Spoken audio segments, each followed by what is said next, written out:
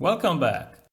In previous videos, I talked about how certain women played an important role in public affairs, along with Grand Viziers who commanded the armies of the Ottoman Empire. In this episode, I'll focus on these personalities, starting with the Sultanate of Women, which was established after territorial expansion had stopped in the mid-16th century.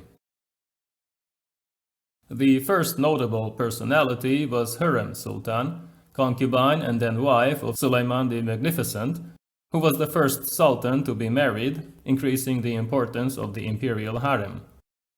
This first Haseki Sultan, imperial consort, originally came from Ruthenia, but converted to Islam before 1521. When Suleiman's mother died, the sultan married her, and she became his close confidant, staying at the court for the rest of her life. We know that she corresponded with the King of Poland, had several children, and patronized public works like the Haseki Sultan Complex and the Hürrem Sultan Bathhouse before dying in 1558. She was buried in Suleiman's mosque.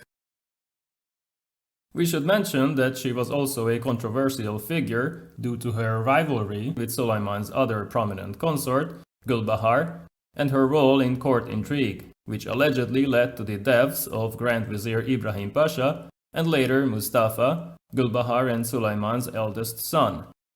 After the fratricidal killings, only one male heir remained. He, Selim II, became sultan in 1566. By then, Hürrem's daughter, Mirima Sultan, also became an influential and wealthy political actor as the wife of Rüstem Pasha, another Grand Vizier of Croatian descent. It is believed that both of them worked with Hürrem to eliminate Mustafa and ensure the throne to Hürrem's son, but there is no proof of that. At the same time, she engaged in philanthropy, helping the construction of public works and monuments, which was the best way for these women to gain public support and popularity. Selim II followed his father's example by marrying Nurbanu Sultan, who was of Venetian, possibly Greek origin. She became the most favored consort through her beauty and intelligence, and remained at the Topkapi Palace acting as advisor. She consulted regularly with Sokolu Mehmet Pasha, who served as Grand Vizier under 3 sultans, and effectively ran the empire for Selim. He restored order in the military, led an expedition to Sumatra and Yemen, planned to build the Suez Canal, and expanded the empire's borders in Arabia, although he had little success against Russia. Cyprus was conquered, but the navy suffered a defeat at Lepanto, so it had to be rebuilt. He had to cope with the rising influence of the women of the harem, which possibly led to his death. Nurbanu, who was now Valid Sultan, made her son Murad III give her an official title, elevating her status. Murad relied on her advice in almost everything.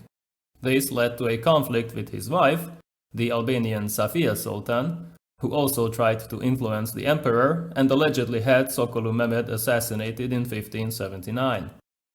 Safia was first exiled to the Old Palace, but soon after Nurbanu died in 1583, she regained her husband's trust and built a close circle of supporters to drive out the opposition. She continued to influence the Sultan's decisions, but not in all matters.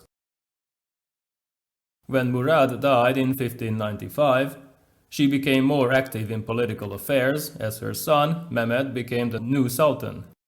Safia had to manage internal affairs while his son was campaigning in Hungary, put down a rebellion, and also had her own grandson, Mahmud, executed because he was a threat to the sultan himself. In 1603, after Mehmed's death, his other son, Ahmed, became sultan. He immediately deprived his grandmother of power and banished her to the Old Palace, ending her 19-year-long reign. Interestingly, all succeeding sultans descended from Safia, who was probably the most powerful Valid Sultan of all times. Mehmed's wife and Ahmed I's mother, Handan Sultan, was of Bosnian origin. Together with Ahmed's tutor, Mustafa Efendi, she encouraged him to express his eagerness to go to war in order to gain public support, then convinced him to appoint Yavuz Ali Pasha, a fellow Bosnian, as Grand Vizier, while they got rid of Safiya's former supporters and clients. She soon died, though, so Ahmed had to rely on his own wife, who became much more important later on. During his reign, Kösem Sultan convinced him to spare the life of his half-brother, Mustafa, ending the old tradition of fratricide. Such was the influence of the daughter of an Orthodox priest, a former slave, who was kidnapped at the age of 15. Upon Ahmed's death in 1617, Mustafa became Sultan, but he was soon replaced with his nephew, Osman II, so his mother, Halime Sultan, also lost her grip on power. Safiya was still alive, not to mention Kösem, who was eager to return to power. Halime played an important part in the assassination of Osman, who lacked a female power base in the harem, but when the rebels once again enthroned her son Mustafa, this second reign also didn't last long. He was soon replaced with Murad IV in 1623, a minor, whose mother, Kösem, was thus able to return from her exile and take the reins once again. She became the first official female regent, wielding extraordinary power. She met with foreign ambassadors, discussed treaties, and appointed political figures, essentially running the empire during her regency. She had to deal with the loss of Baghdad, revolts in Anatolia, Lebanon, and in Crimea, while the North African Barbary states tried to assert their independence, and Cossack raiders attacked the Black Sea coast. She restored the state's finances, paid the Janissaries, although Murad opposed her foreign policy, especially the truce with Spain. When her term of office expired in 1632, Murad took control and asserted his own power, although he continued to rely on his mother during his absences from Constantinople. Baghdad was retaken in 1638. During the campaign, several of his brothers were executed, but Kösem was able to save Ibrahim, who Murad detested. Ibrahim would become the next sultan in 1640, which also initiated Kösem's second regency. She was now an experienced politician, but had to compete with Grand Vizier Kemankesh Kara Mustafa Pasha, who was executed 4 years later. In the meantime, tax collection was reformed, the Janissaries received more economic aid, but the island of Crete was invaded, which further drained the treasury. The emotionally disturbed Ibrahim detested his mother and humiliated her daughters, and then in 1647 he learned of a plot to remove him. Grand Vizier Salih Pasha was executed, Kösem was exiled from the harem, but when the Janissaries revolted the next year, she persuaded Ibrahim to abdicate. He was soon imprisoned and executed, with the consent of both Kösem and the Shaykh al-Islam. Kösem's son was followed by her grandson, Mehmed IV, still a child. This marked the beginning of her third regency. Since Mehmed's mother, Turhan Sultan, was still young and inexperienced, Kösem outranked her and continued to receive a higher stipend.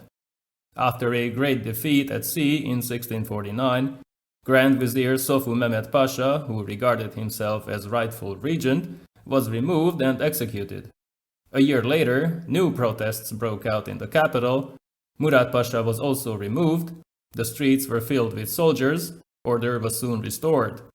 However, a rivalry developed between Kösem and Turhan, grandmother and mother of the Sultan. Allegedly, Kösem, with support from the Janissaries, tried to get rid of both her grandson and Turhan, but the plot was leaked, so she was assassinated instead in 1651, which provoked a political crisis. Turhan became the new regent, but she relied on other members of government due to her inexperience. In 1656, as the Venetian War and financial crisis weakened the empire, she appointed Köprülü Mehmed Pasha, who asked for greater authority. Turhan transferred her own power to the new Grand Vizier and focused on architectural projects like the Yeni Mosque. Thus began the Köprülü era, which revived the empire thanks to these skilled administrators. Mehmed purged the army and implemented reforms, This allowed him to break the Venetian naval blockade and restore authority in Transylvania, but his decisions also triggered a massive revolt. His son, Fazil Ahmed Pasha, continued the reforms and conquered Crete and Podolia, along with Érsekújvár in Hungary. His successor, Kara Mustafa, led an unsuccessful campaign against Vienna, after which a coalition of Christian powers reconquered most of Hungary. Belgrade was secured, but the Battle of Zenta, the Second Battle of Mohács, was lost, which also meant the end of territorial expansion. Kara Mustafa himself was executed for his failures, and although members of the family briefly regained the title of Grand Vizier, they never again had a firm grip on power. I will add a few more videos in this series, detailing the 18th and 19th century history of the Ottoman Empire, along with the Turkish War of Independence, which will be the final conclusion. See you in the next episode.